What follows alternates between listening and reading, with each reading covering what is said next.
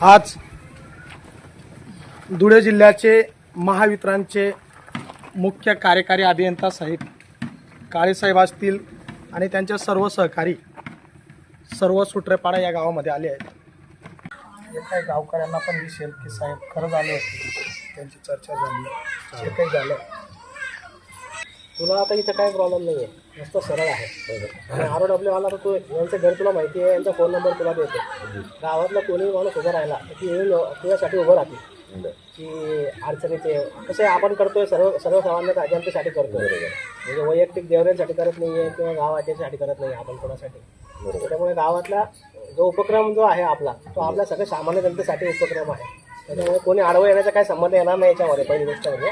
आणि आलं तरी सुद्धा तू यांच्या माध्यमातून तो प्रश्न सॉल्व्ह करू शकतोस। बघा, हा शेतकऱ्यांचा प्रश्न आहे, बरोबर आहे, आणि हा शेतकऱ्यांचा प्रश्न फक्त सुट्रेपाडा गावाचा नाही आहे, तो आनंदखेडा गावाचा पण बरोबर आहे।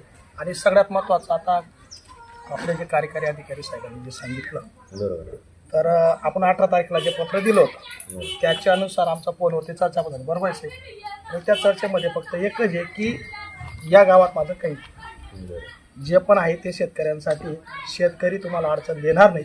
आणि जर गावाच्या लोकांनी कोणी अडचण दिली त्या गावात असो या गावात असो, पण आपण गावाचे ज्येष्ठ हे तरुण मित्रांना आपण एकत्र बोलून त्यांच्याजवळ तो मुद्दा मांडू। आणि आता काय आहे तुझं आनंदखेड्यापर्यंत तर उद्यापर्यंत संध्याकाळपर्यंत चालू होऊन जाईल। आनंदखेडा चालू होईल सर, उद्या संध्याकाळपर्यंत तुझा आनंदखेडा चालू होईल। आता आनंदखेड्यापासून सुट्रेपाडा आपण ज्या रस्त्याने आलो त्या रस्त्याने 4 किलोमीटर साधारणतः आहे। 4 उद्याला मी लगेच उद्याला की नाही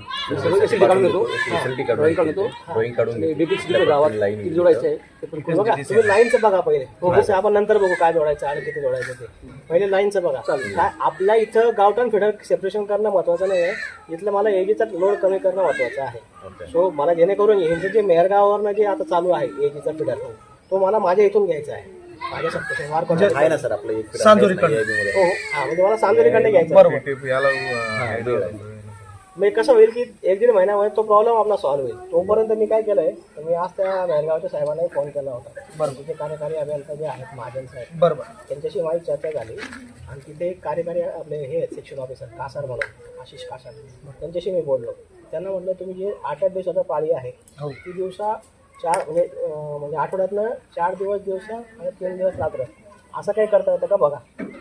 पण जर 4 दिवस आणि 3 दिवस जर केलं सर, एक उदाहरण सांगतो, 2 दिवस झाले, 3रा दिवस तुम्ही रात्र, 2 दिवस पूर्ण दिवस, 3रा दिवस रात्र, त्यानंतर 2 दिवस तसं नाही होणार ते, 1 ते 4 दिवस कंटिन्यू होईल आणि तसंच होईल। आणि का असं तुमच्या आपल्यासाठी नाही करू